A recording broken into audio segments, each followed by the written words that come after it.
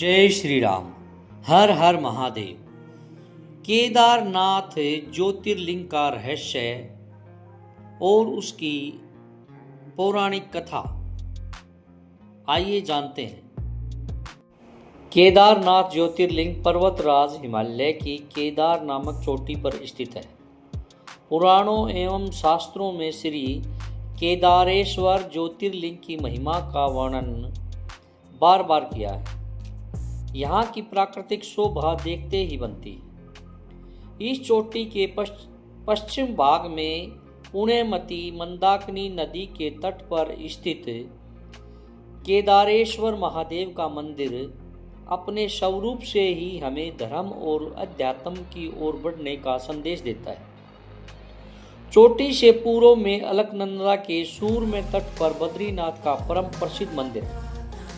अलकनंदा और मंदाकिनी ये दोनों नदियां नीचे रुद्रप्रयाग में आकर मिल जाती हैं। दोनों नदियों की यह संयुक्त धारा और नीचे देवप्रयाग में आकर भागीरथी गंगा से मिल जाती है। इस प्रकार पवन पावन गंगा जी में स्नान करने वालों को भी श्री केदारेश्वर और बद्रीनाथ के चरणों को धोने वाले जल का स्पर्श सुलभ हो जाता है।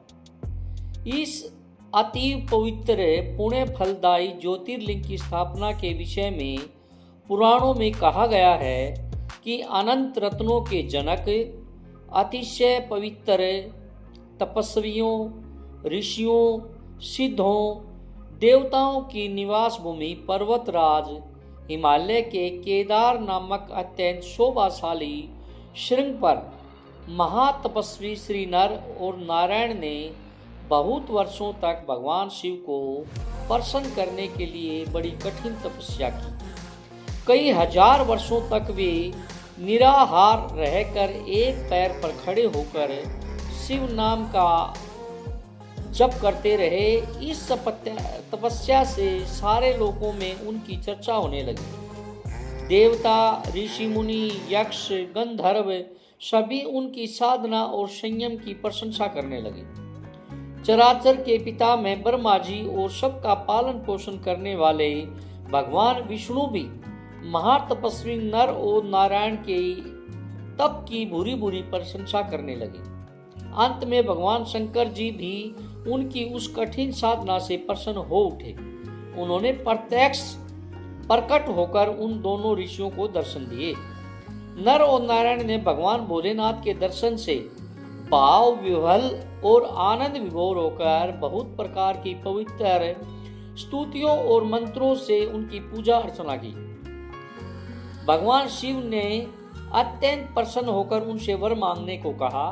भगवान शिव की यह बात सुनकर दोनों ऋषियों ने उनसे कहा, देवों के देव महादेव, यदि आप हम पर प्रसन्न हैं तो भक्तों के कल्याण हेतु आप सर्वदा के लिए अपने स्वरूप को यहाँ स्थापित करने की कृपा करें। आपके यहाँ निवास करने से यह स्थान सभी प्रकार से अत्यंत पवित्र हो उठेगा।